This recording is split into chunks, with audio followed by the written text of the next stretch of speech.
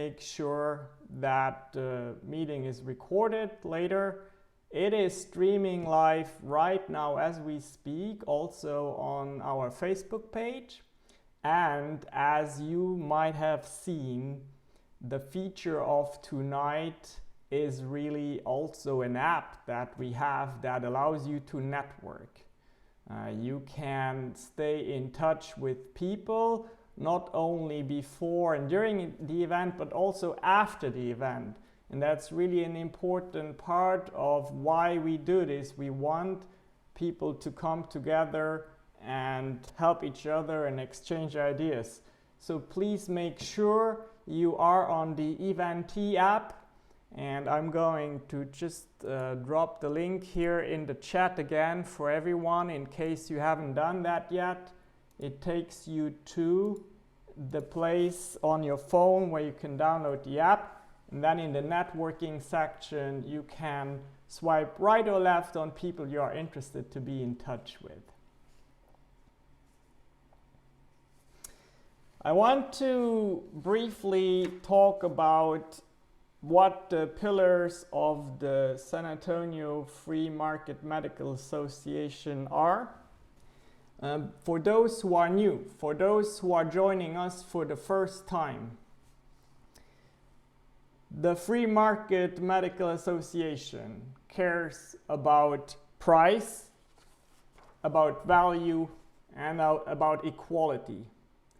And you may know that price in healthcare is a big topic recently, very, very big topic. There have been laws and rules around hospitals who need to give access to pricing on websites, falls under price transparency. And there was also recently a rule that prevented PBMs from giving huge discounts to pharmaceutical companies, or the other way around. So that would be the safe harbor rule.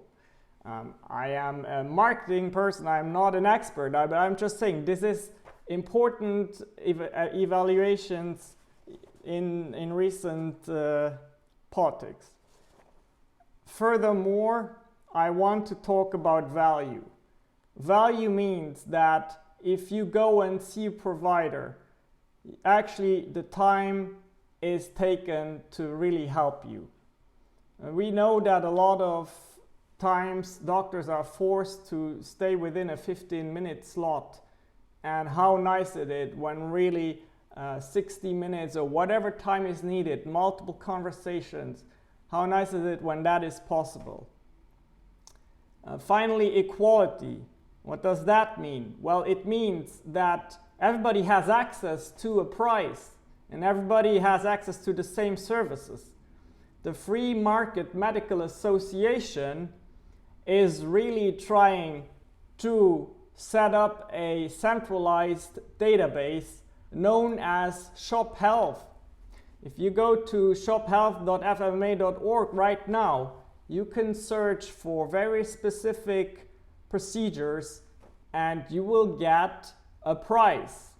And you know what to do, you can compare, and that is very important in our movement, to have that equal access to price, something that is very, very simple. I have good news and bad news tonight, dear friends. And I want to see if we can use the Eventee app to ask you guys which news you want first, the good news or the bad news. So if you take out your app, I'm going to start a poll and we'll see what you guys think. I'm going to make it available now.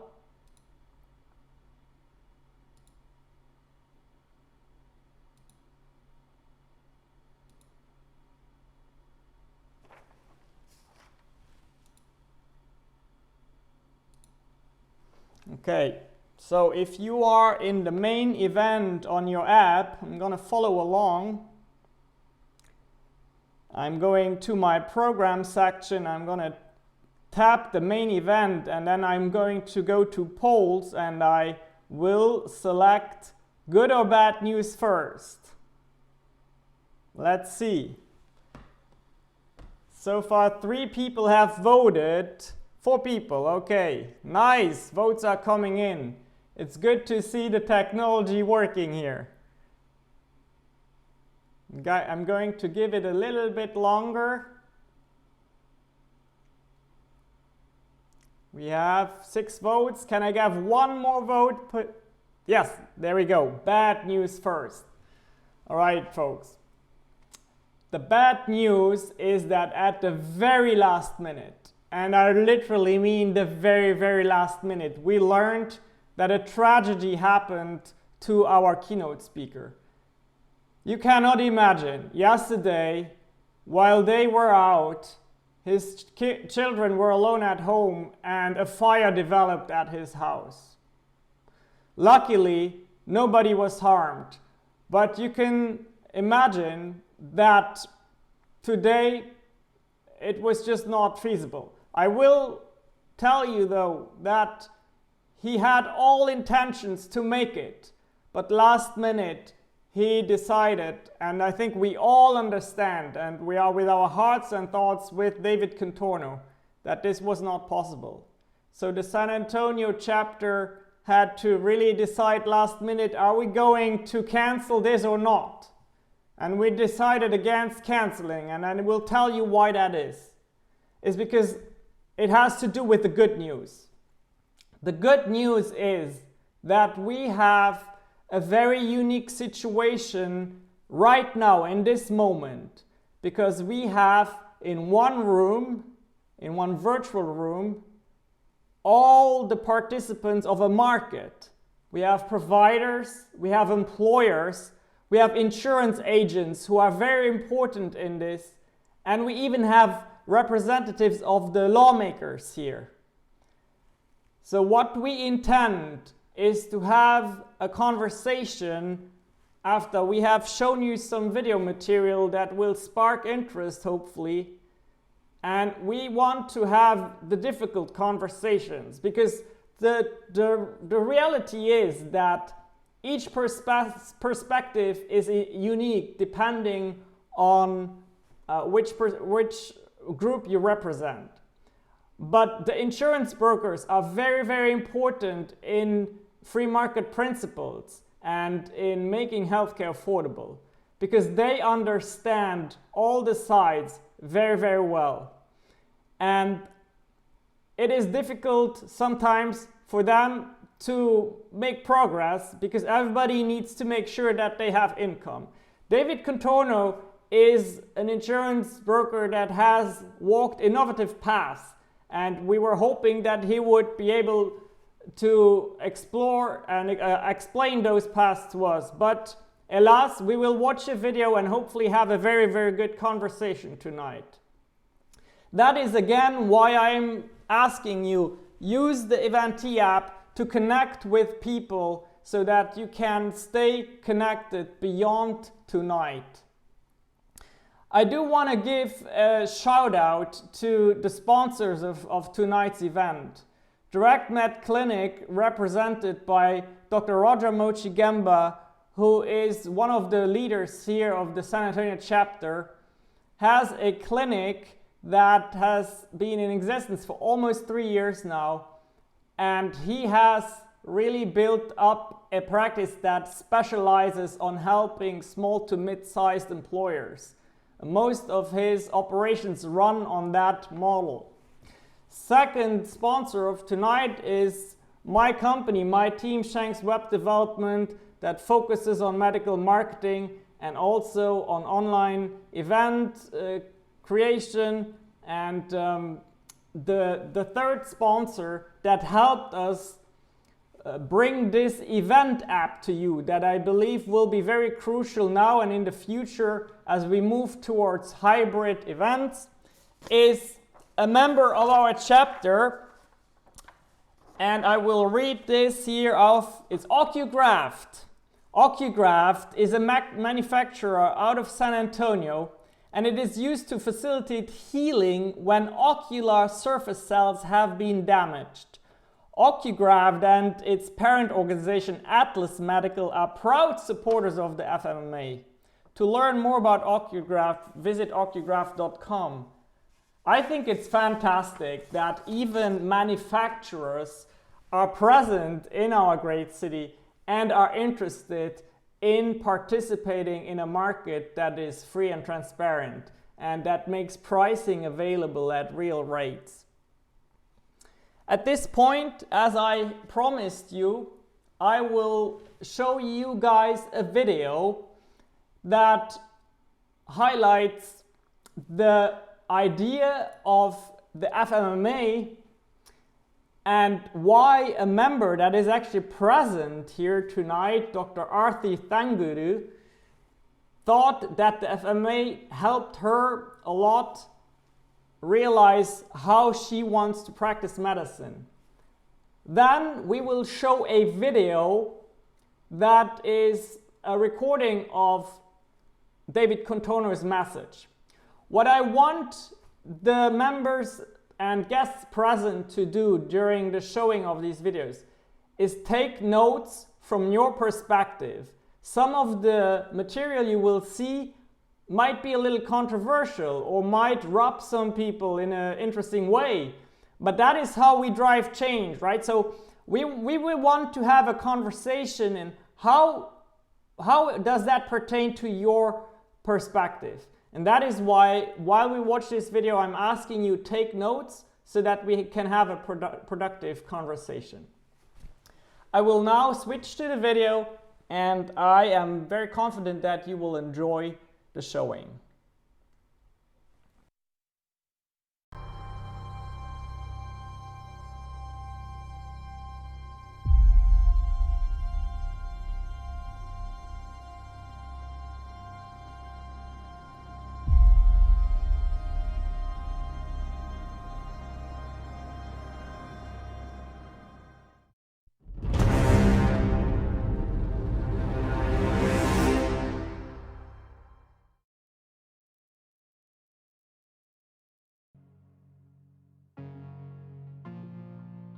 So I am, through all of this, I have just, to be quite honest, been totally disgusted with the lack of transparency in medical care. And I've had some personal experiences and many patient experiences.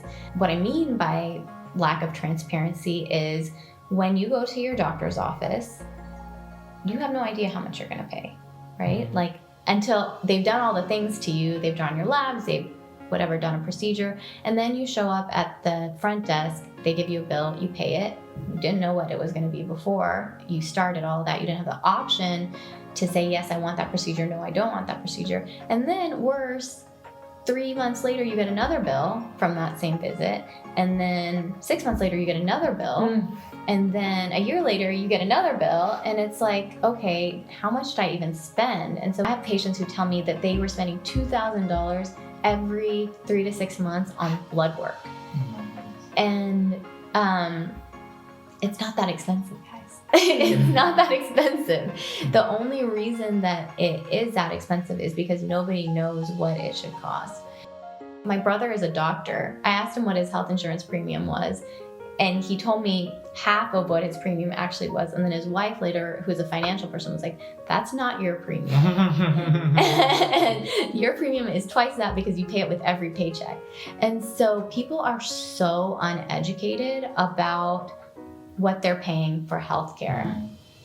There are people who are taking advantage of that. A lot of people are making a lot of money off people's lack of education and doctors' lack of education. I promise you, go ask 10 doctors out there what their patients pay when they order a test on them. None of them will know. None of them. And I don't think that's ethical. Not every patient can afford to spend $1,000 on an MRI. And maybe you could get the same information by doing something less expensive. And so once I started learning more about this, it just kind of set me on fire. I was like, this is absolute nonsense. And it's robbery. That's how I got involved with the FMMA, though, just the pricing transparency and the improved quality of care you can provide to patients when you are in a medical free market is life-changing for physicians and patients. Patients especially, gosh, they benefit so much.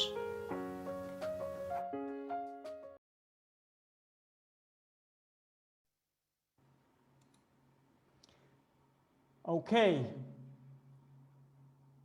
Now I will share my screen. Again, this happened last minute, so I have to just share my screen with you and play the video here off of Vimeo.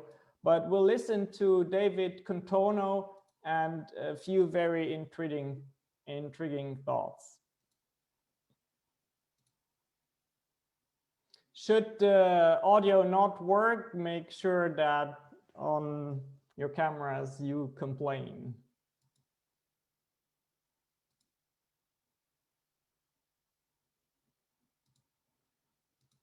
Good afternoon. Wow, this is going to be really tough. So, my name is David Contorno, and when I talk about restoring the American dream, I mean that literally. Do you guys know, a lot of people call our healthcare system broken. It's not broken. It's actually working really, really well, just not for employers who foot the bill, doctors who provide the care, or patients who receive the care. But it is working really, really well. And so it's working exactly as it was designed to work. And the only way to change it is to change how you think. You know, I think Albert Einstein said it really well. He said, the problems we have today were a result of our thinking, and we can't fix it if we don't change our thinking. One of the problems is if I were to ask everyone who their healthcare provider is, I bet you Blue Cross and Blue Shield comes to your brain. But Blue Cross and Blue Shield provides zero healthcare. They are your health insurance company. It'd be like if I asked you what kind of car you drive and you said you drive a Geico. So let's talk about our healthcare system for a second. We spend $3.4 trillion in this country. Now, I don't know if you understand how much that is, but it is about 10 times more than the second most expensive country spends per person. But what really is a shame is the quality of our healthcare system. We have one of the lowest quality healthcare systems in the industrialized world. We're ranked 37th by the World Health Organization. So we have this healthcare system that keeps getting more expensive and keeps going down in quality. So what happens to the insurance we use to insure it? The same thing occurs. When you look at all the costs in the country, they've gone down over the last 20 years, except healthcare. So we're going to change some things. I'm going to show you some things that you didn't know before and how to fix them, because they're actually not that hard. You just have to be willing to take a step. So let's first talk about the average broker, which I used to be.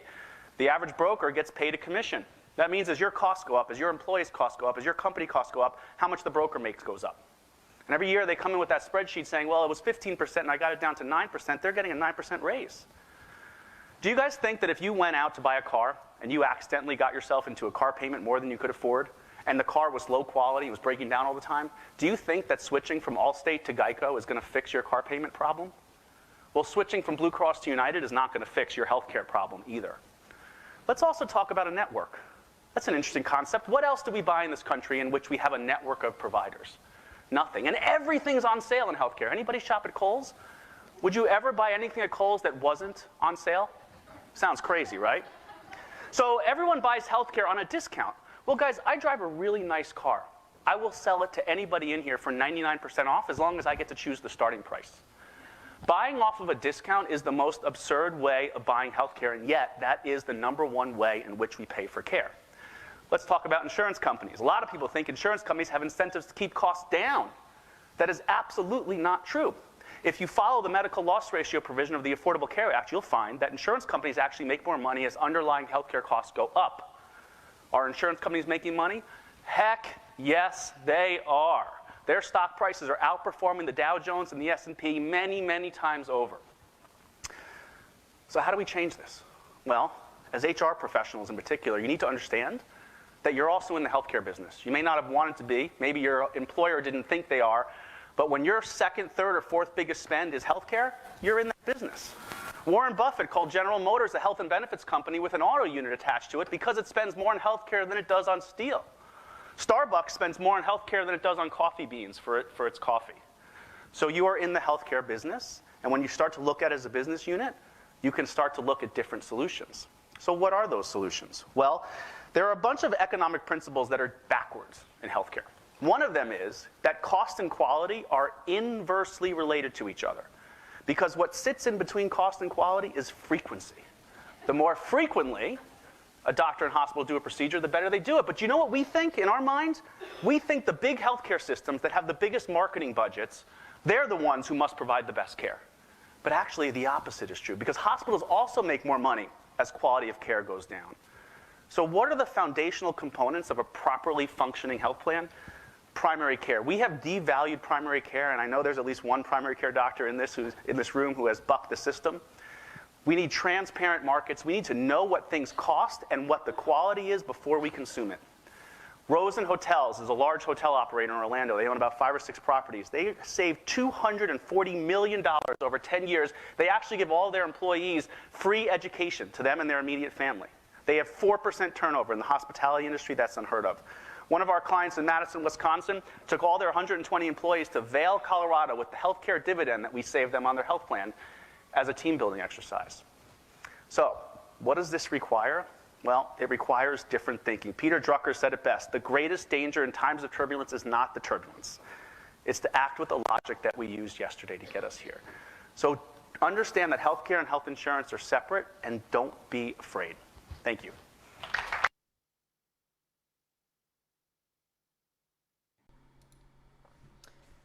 Okay, fantastic. Before I hand it over to Dr. Mochi Gamba to lead that conversation, I just want to thank all of you for showing up, and I want to highlight a few people. Excuse me if I miss some, but I just want to show to you who is in the room and that we really have represented all of the members of a market. We have representatives of insurance with IBTX, with Harlan Pickett as a smaller independent insurance broker, with Alison Di Pioli. We have doctors such as Dr. Mochi Gamba, Dr. Arthi that we saw in the video, and we have representatives of lawmakers. Clayton Perry, councilman here in San Antonio, is on the call, and I believe Jacqueline Hall, field representative of Congressman Chip Roy, is also present. So let's have a good conversation. I'm going to allow now that you can unmute yourselves, and again, don't forget there's the raise your hand feature, and I'll keep a close eye on the chat as well. With that being said, Dr. Roger, the floor is yours. Thank you, Shankar, and thank you for the great introduction that you gave for the meeting earlier. Our thoughts and go out to David Contorno. Hope everything is okay with him. I want to thank everyone who has joined our webinar. It means so much to Shankar and myself to have all of you important people here, you influencers here, because I was thinking about this during our meeting, because I know some of the brokers here and some of the employers. You represent literally hundreds or thousands of lives, you people that are on this meeting tonight. So I take this very seriously. I take your time very seriously. And even though our speaker couldn't make it, I hope that we can have a really meaningful, nuts and bolts kind of working discussion here to bring some things to light in this area and have a discussion about how we can create our own free market healthcare community here among us, because we are the players that can make that happen here. So I want to thank the employers that are joining us, and I want to thank the brokers that are joining us, and the doctors who, like Dr. Thangudu and the others who have stepped out of the traditional model on faith to do the right thing for their patients. I know that each and every one of us, whether we're in the political arena, a broker or employer or a doctor, if we keep our value focused on our client, our patient, we'll do the right thing. So to get started, I wanted to ask a question. The things that I thought the way this would flow, this discussion, I want to bring to light from an employer or broker or a doctor like Dr. Thangudo or the others, what you've noticed through these free market principles, direct contracting principles, price transparency, what kind of value you've noticed. Then we can have a discussion. We can share some of those kind of experiences. And then I'd like to get a little bit of input from any new people on the call. I think we have some new employers on the call. Maybe you could share what you've seen, what you would like to see. And then next, I'd like to maybe get a little bit of input from Jacqueline Hall and Councilman Perry as to what your impression is of what we've started here and how you think it could benefit the community, and where maybe you see it going. And then after that, maybe we can talk about a call to action. So that's kind of the way I see the next 30 minutes or so flowing. So if I could just ask any employer or broker representative, if you can share some anecdotal experiences of how this approach has created some value for your clients or for your organization.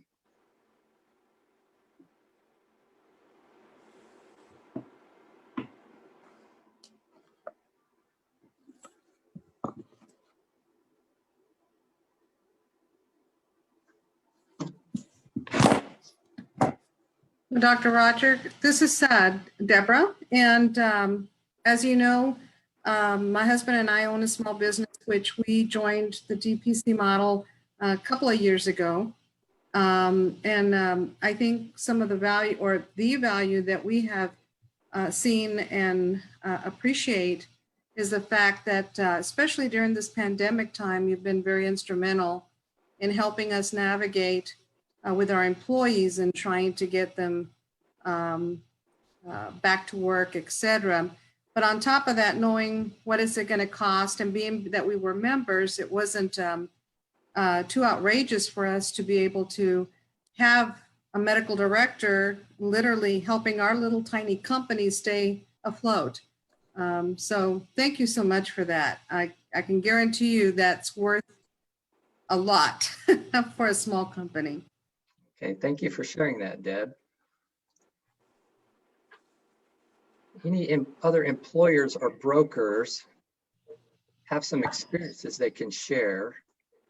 Yeah, I do, Dr. Roger. I had done the hand raise thing here. I don't know if anybody can see that or not, but I do want to share a couple of experiences that I've had clients dealing with the Texas Free Market Surgery Center, which is obviously a great organization.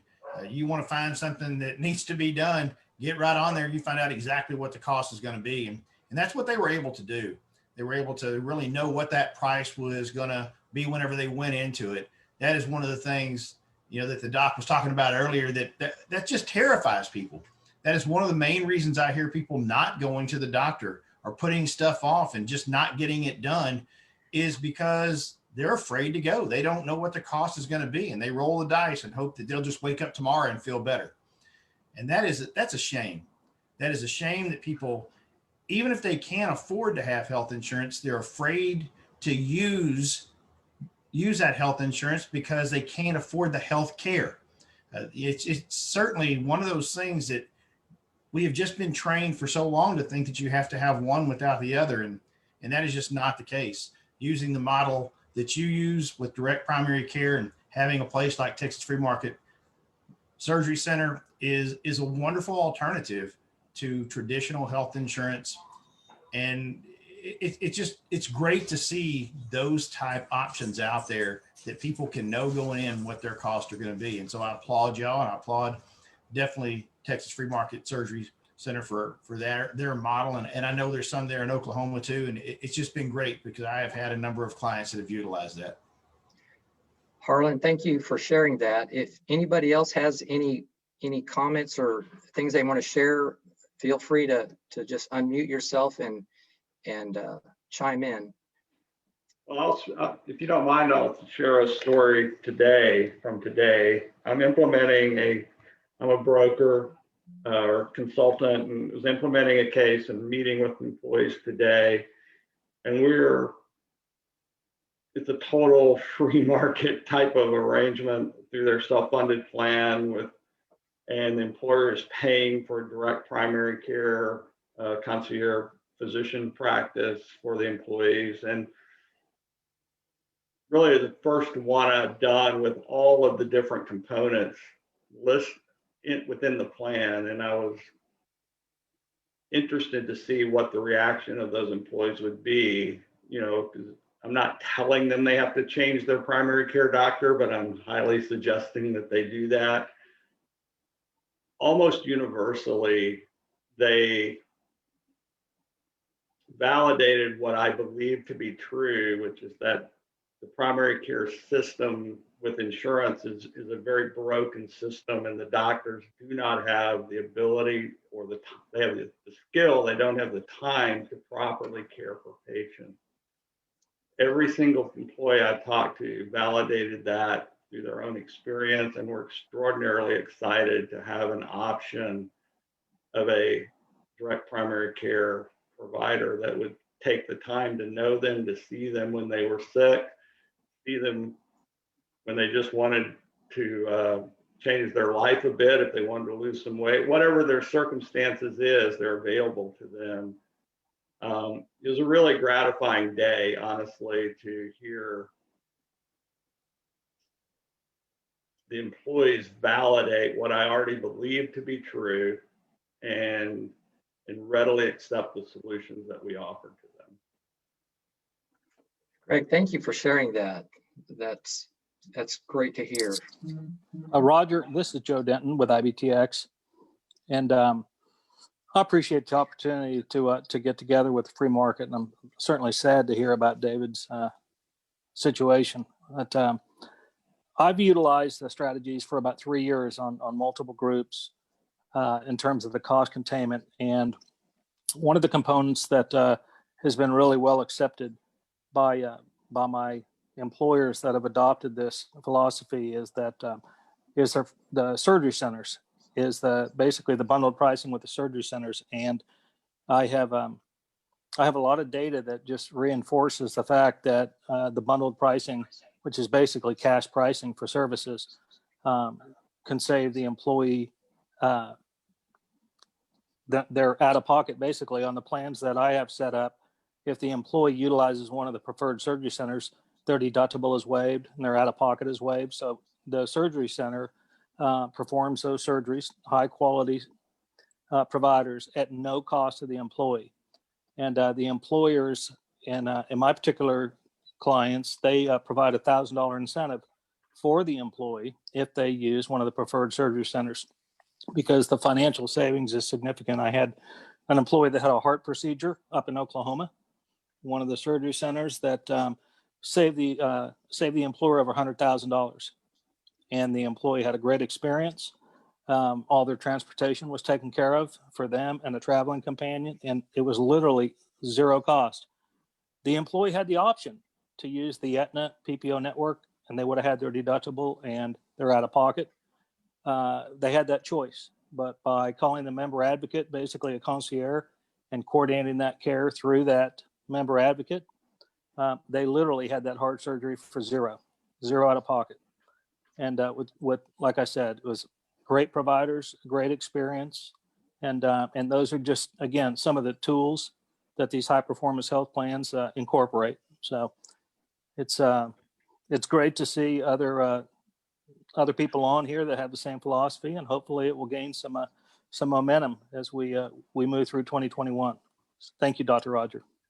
Joe, thank you for sharing that. Greg, thank you for sharing. So I hope you're thinking, well, if there's that big of a gap from the traditional cost to the savings, like why don't we use it more, And so to me, it seems like a no-brainer. You get that savings, that tremendous value, that you get that more personalized care.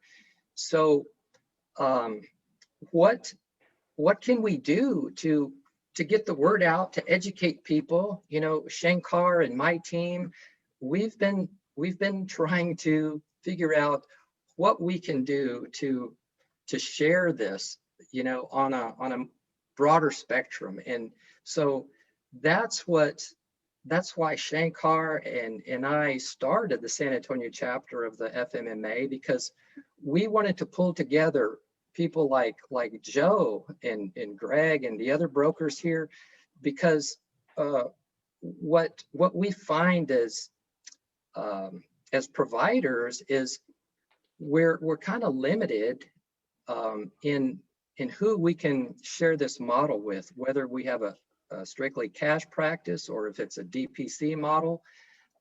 It's on a small scale, so we absolutely need the brokers to be involved to take it to the next level with employers, because employers have to be ACA compliant.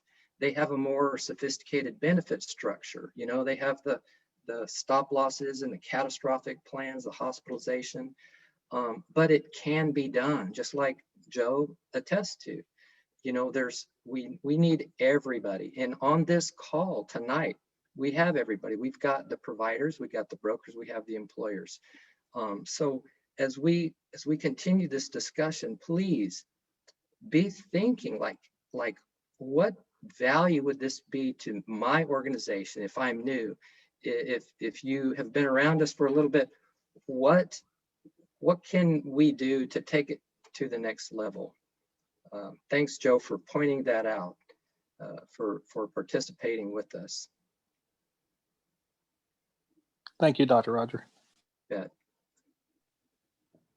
Freya? Roger, I'll just add something to piggyback off of what Joe said. So my name is Nir Patel. I'm actually in Austin. I've kind of got a dual role. So my wife is a family physician, and we started our DPC practice here in Austin 6 years ago. About 2 years ago, I started working heavily with employer groups and kind of learning the same strategy that we're talking about, and then created a sister company to our DPC practice called Virtuous Benefits, and helping employer groups successfully implement the strategy, and coupling it with DPC, with level and self-funded plans. So just to kind of add to what Joe said about incentivizing employees to make the right decision, right, when they're searching for medical care, even on some of the lower cost items that you need for your care, right? So labs, imaging, things like that. What we build into the plan documents in our employer built plans is that any referral that comes from the DPC is eligible to be paid for by the plan. So we're helping sort of remove, those costs for the employee, copays, deductibles, same kind of thing, because we know that all the DPCs that we work with are genuine and and conscious about the cost in addition to the care that's required. So we're able to do that. Hi, Dr. Roger, SHANKX, FMMA. My name is Andrea, and I am not a provider, I'm not a broker, but I am a patient, and I am heavily involved with the FMMA. So that is the reason why I know an oral maxillofacial surgeon who is also a part of the FMMA. And because he posts his prices for everything, bundled services, I knew that when I became a patient and I needed to have for wisdom teeth taken out, I had one impacted, and I knew after seeing my dentist what I needed to get done. She gave me a referral form to go and see other oral surgeons. If it had not been for the FMMA, I wouldn't know what I was looking for. I wouldn't know, okay, Dr. Mark Havercorn charges $1,025 for all four, including anesthesia, including the exam, including the x-rays.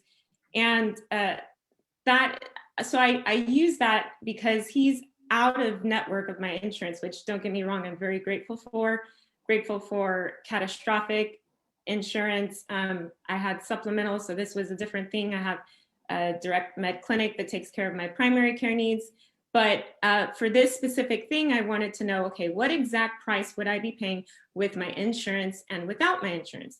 And I think that one of the things that we can do as the FMMA is get to know each other, what the services are, so that when we become patients or we meet other people who have a need, we don't just say, go run to the insurance or even run to this provider, but compare, be competitive, price shop, look around. I found out that if I use my insurance, it will be cheaper, except nobody can give me a price for anesthesia. I was on the phone for 3 hours and I couldn't get a price for anesthesia, which they do in increments of 15 minutes. So even if I get that price, I have no idea how long the surgery is going to be for 4 wisdom teeth to be removed. And what if there's a complication, or what if there's something else that comes up? So having said that, again, I would never have known about the idea that I could even get that information. I called and I got 5 codes. And when I called my insurance to check, I must have been the most overinformed patient that they had ever dealt with. I knew the exact codes, I knew the exact procedure, I knew the exact price. And before I had said where I got that information from, they told me, well, I'm sure that no matter what you do, in-network is going to be the cheapest. I said, are you sure about that? Can you give me a price for anesthesia? And they couldn't. So what does that tell you? I think on a practical note, what we can do, really utilize this community to network, really get to know each other's services, what you're offering, and be able to present something that is of value and can be used by everyone who comes in. Brokers are important, providers are important, employers are important, but the patients is ultimately who's going to have the real need. So if we can bring everybody in, then I think we will demand lower prices, and that's how we're going to get lower prices of healthcare. Andrea, thank Amen. you. Amen. Can I jump in after that? That was awesome. My name's Christy, and I would like to give another perspective, but I so agree with everything you just said. I work for Intact, and we're a medical stop loss carrier that writes medical stop loss for self-insured plans. We are a member of FMMA. I know Dr. Keith Smith. We support all of these models. In fact, this is the only type of work or clients we work with, folks that believe in value-based, direct bundling type of pricing, direct primary care. But I want to parlay what you said. You know, I'm here because I work with David Contorno. I wanted to see him speak. We have lots of clients together, but this is so personal. And I think to answer your question, Shankar, like, what do we do? How do we move this forward? As I started learning about direct primary care and the value that the whole model brings, you know, you can't help but want to drink the Kool-Aid, right? So I certainly went out, I found my own direct primary care doctor. I have one here in Cleveland, Ohio, and it was life-changing. It was everything I talked to our clients about of what that experience is. So I think drinking the Kool-Aid at a personal level is really powerful when we all tell our own stories of how we fit in to the value, you know, Free Market Medical Association brings to all of our world. So you might not even be aware that there's stop loss carriers out here like me. I'm not a doctor. I'm not, you know, a broker. We are insuring risk on the type of plans, though, that FMMA are supporting. So you also need us on the back end when there are catastrophic claims that are going to happen. This is life, right? It does happen. We'll take those claims on because we know they're managed in the right type of environment. So my head of underwriting has her own DPC. We're all drinking the Kool-Aid. I think when we all can personalize these solutions as well and spread the messages in our own communities, you know, it's local. That's what we hear all the time. It's not going to come down from the government. It's not going to come from Washington, D.C. We all have to live this message, I think, in how we get our own care, how we tell our coworkers, families, and clients to get care, and it's going to spread. It's going to spread like wildfire. And I'm so excited to kind of be on the front end of this and see where we're going to be 5 years from now. But I just want to say thank you for inviting me. Again, I'm not in this chapter. I'm not in Texas. I am so cold up here in the snow. I wish I was with you and warm, but maybe in person someday. So again, thanks for extending the invite to other chapters. Christy, thank you for sharing that. We feel your excitement, and we know what it's like to drink the Kool-Aid. Some of us do. And I want more people to feel that, and I want the employers listening in who haven't experienced it yet to know that feeling that Christy has described can be felt by your employees. And when you give them a plan like this, like you give them access to a doctor where they can text them, where they're available after hours, do virtual care, and that, they're gonna think of you, Mr. Employer, as, wow, they're really taking good care of me because my buddy works for this company and they have to pay this crazy deductible to see a doctor, and they can't even go get in. But so that's a wonderful thing, when an employer can give this wonderful benefit to their employees and then they use it. Right now, correct me if I'm wrong, you brokers on the call, but are there employers out there that are paying crazy high costs for healthcare and then their employees are not even using it, right? Thank you for sharing that. So for the next question, if nobody has another thing to share like this, but are there any new people on the call that have any kind of questions about this or that, or how do we do this, or what about that? Or is this just sound too kind of far out there? What are you thinking? Are there some new people out there? I don't know how new I am, but I do have a question that I'm struggling with. So I clearly know how to put this together for smaller employers, 100 employees, 200 employees, but also I have clients that are multiple thousand employees, which everything works, but what I'm struggling with is a DPC model that works with that number of people that are a little bit more spread out geographically. I'm struggling trying to figure that out and don't have any real good answers at this point. I was wondering if you had some advice, Dr. Monsigamba or any of the others on the call. Yeah. Hey. Go ahead. I had a thought on that. Hi, I'm Arthi Thangadu. You guys saw me at the beginning of this call. Where are you located? In San Antonio. In San Antonio. Have you heard of Health by Design? I have heard of them.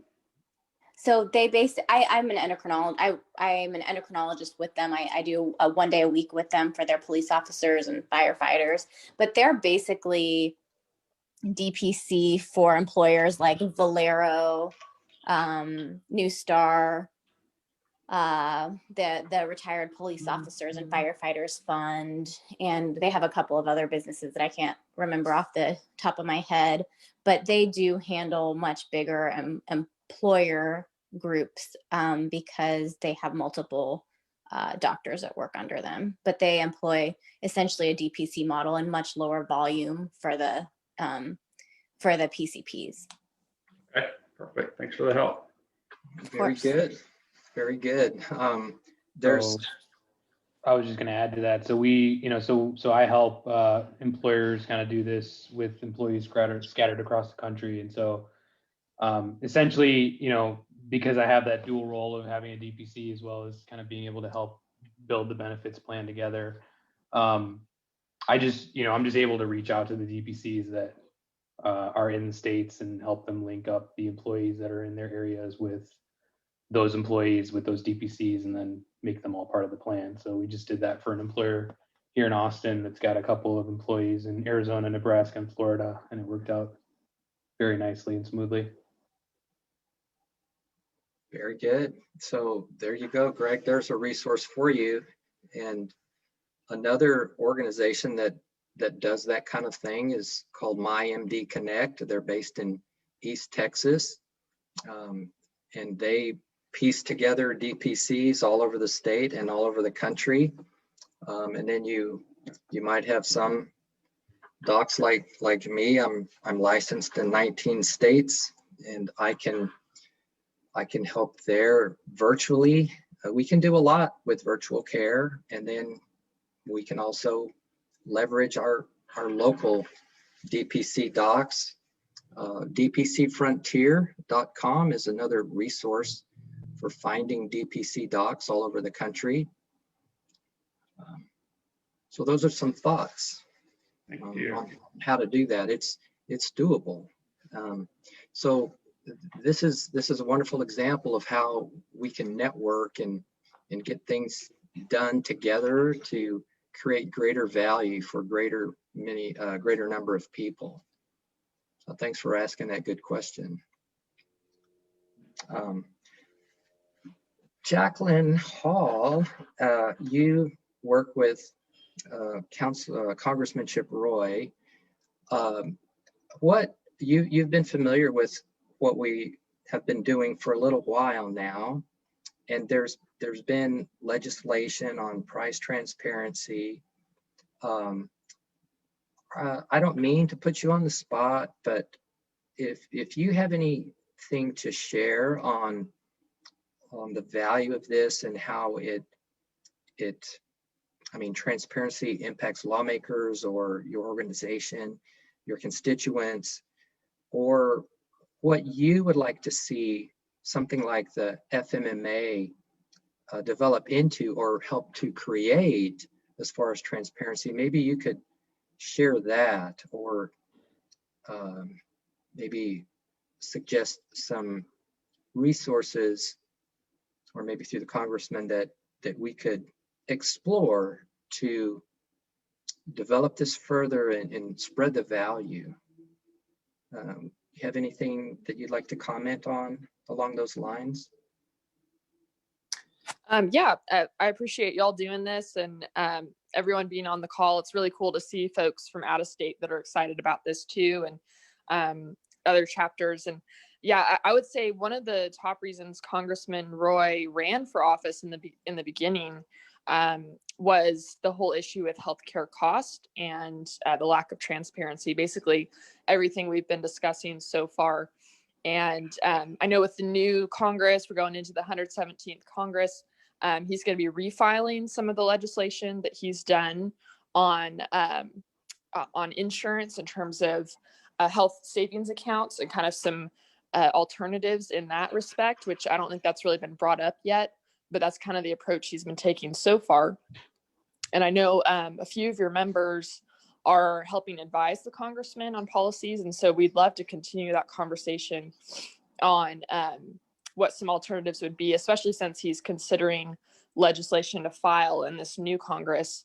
But yeah, he definitely supports the goals that y'all have in terms of increasing transparency, really just allowing the free market to work as it does so well in many other areas in the healthcare world as well. So definitely keep up with the congressman, and you'll see some of his legislation will come out in the next months or so related to healthcare and health insurance. And at roy.house.gov is where you can see when he announces those filings. Great. Okay, thank you. So we've got about a few minutes left. I want to respect everybody's time, but in the last few minutes, I would like to kind of pick everybody's brain to see what you think we can do to create more of this free market in healthcare in this area.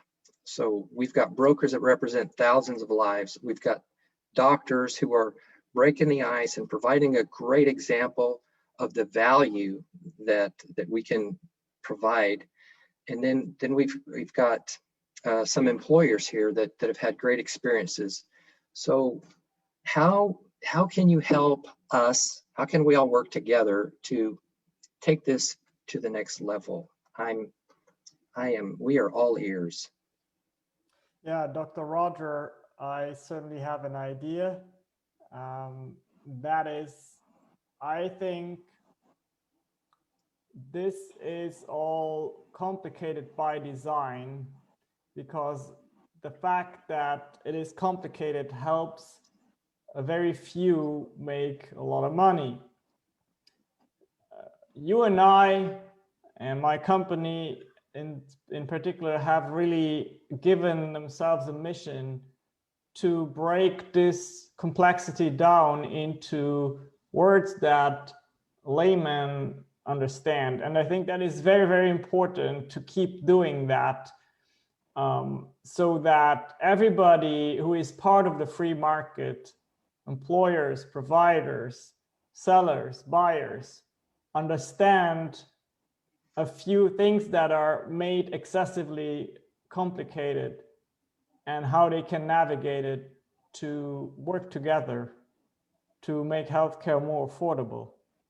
I think that is something we need to keep pushing for, and that will bring a lot of change. Okay.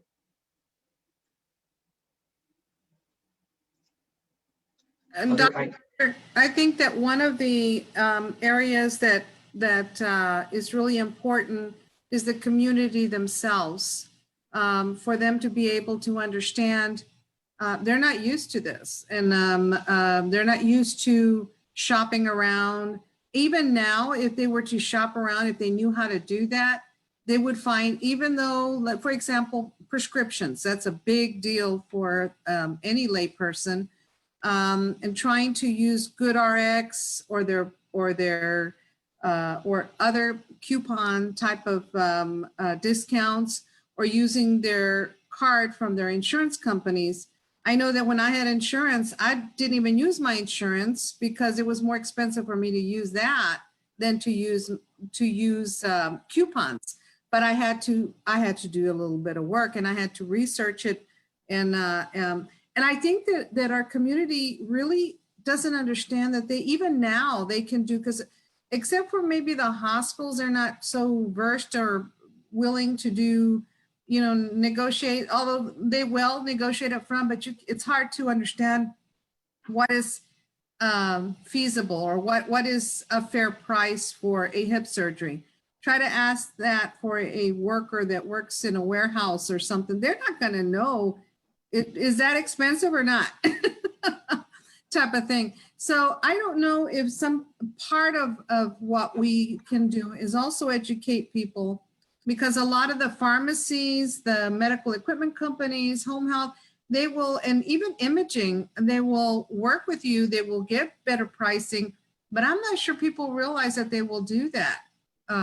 So just, I guess, just educating our community would be one of the topics. Can we use this platform, our San Antonio chapter FMMA, to be that education platform?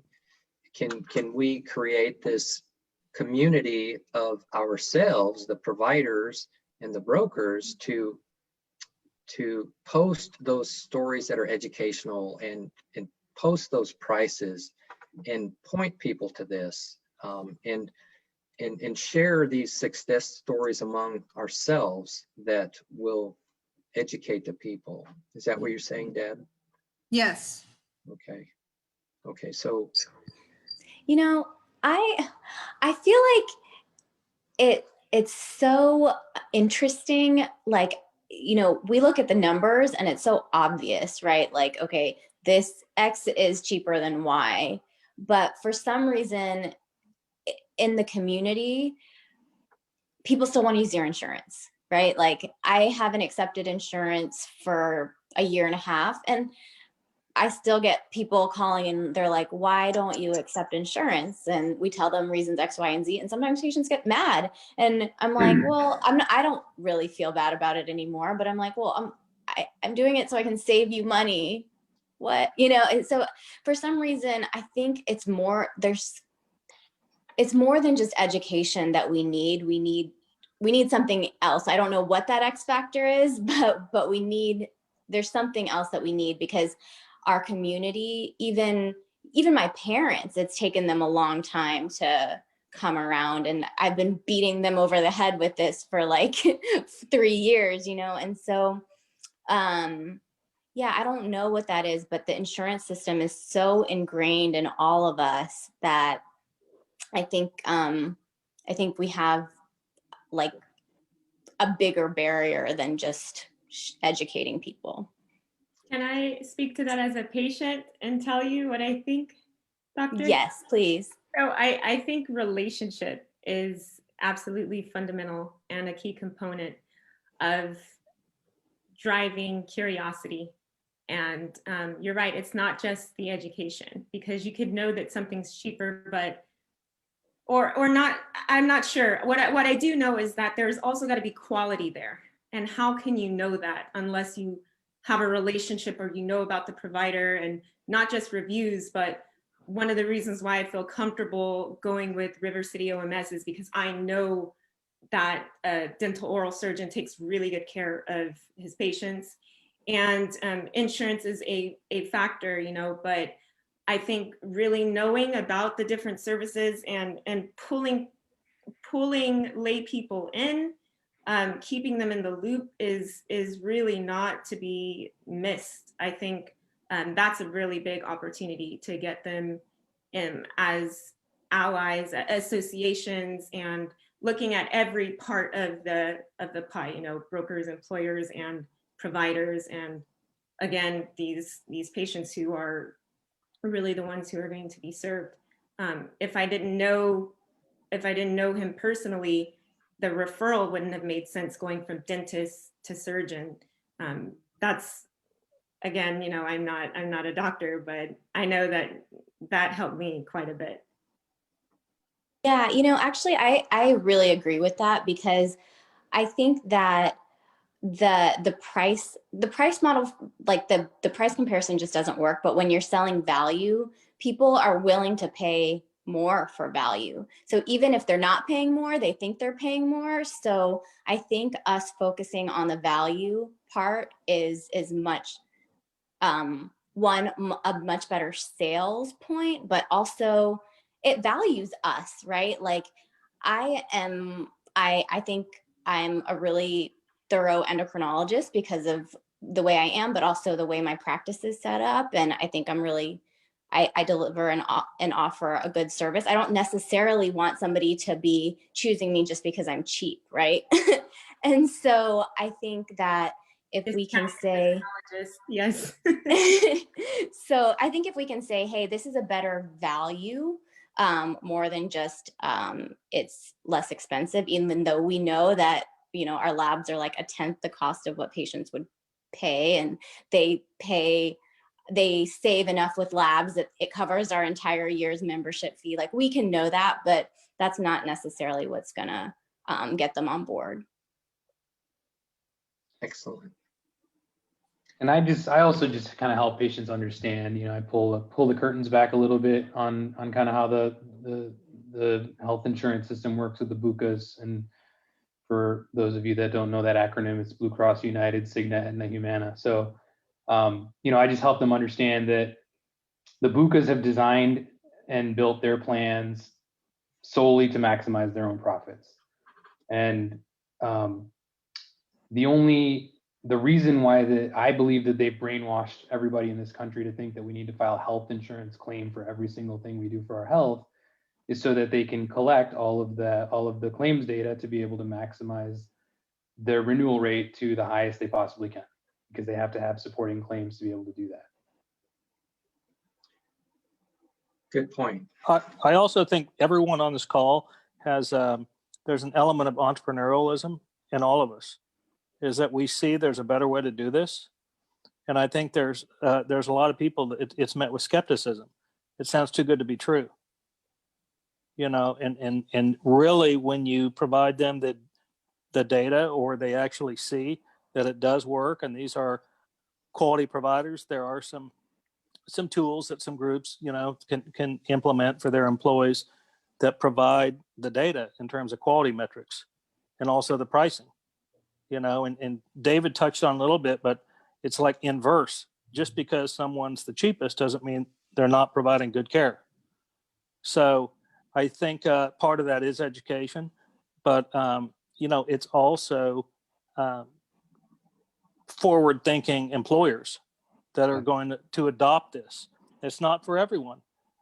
But in addition, all of these tools that make up these types of high-performance health plans, I want to call it, don't have to be implemented all at the same time. You know, some groups, they accomplish this over 2 or 3 years because they want to, again, get accustomed to it, but also have their employees become comfortable with it before they go all in. But I think that, again, everyone here is an early adopter, and we're trying to change the way that people view their healthcare. And I think also part of why so many people say, I want to use my insurance, is because they identify, I pay for this every single month out of my paycheck or every time I get paid.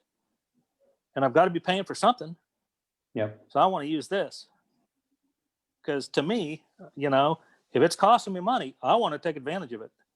Well, we think about so many employers now have $5,000 deductibles with HSAs, and their employees may have $500 in their checking account. The reason they don't access care is because they have a $5,000 deductible.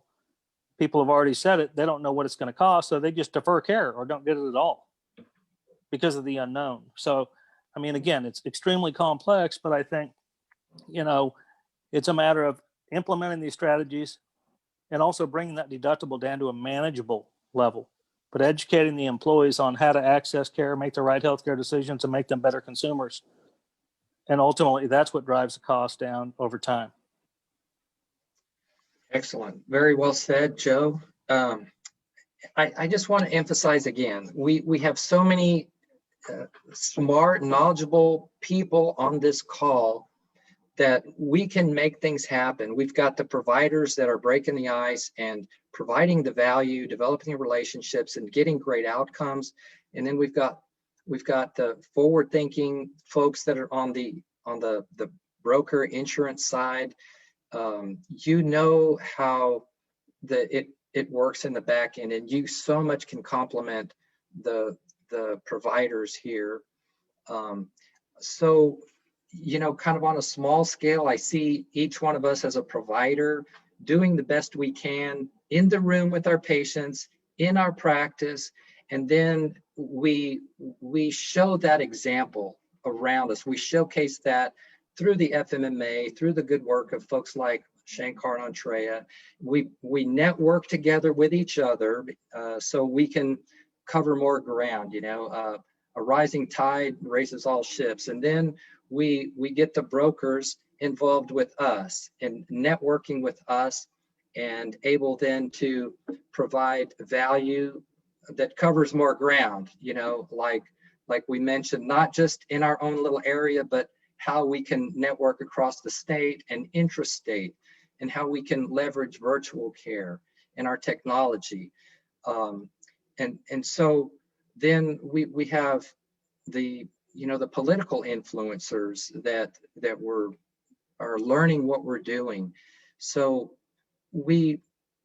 I just so much hope that we can think how we can pull together, do well at our own game, and then network together and build our own free healthcare market in San Antonio and be an example there, and then grow outside of that from there. We're pretty much out of time. I so much appreciate everyone that was on the call on this webinar. Is there anyone else that would like to say anything as we close? If not, then I hope that we can remember some of the things we talked about, and think of folks that you can share this with. I hope that this has been productive and helpful. I hope that these people, I hope that we can network together and help each other out and grow together. SHANKX, anything else from you as we close? I so much appreciate SHANKX as the co-founder of the chapter in San Antonio with me. Yeah, no, just let's remember to stay in touch with technology, because that is really what matters, to stay in touch and help each other out. There's so many ways. You have the app now, you have the Facebook groups, you hopefully have each other's emails too if you use the chat. And again, the app will keep working for another year. So I'll also make sure that the recording of this great session is available to everyone. And just let's keep doing it. Change is never easy. If it was easy, everybody would do it. Thank you. Thank you, everybody. All right. Bye-bye.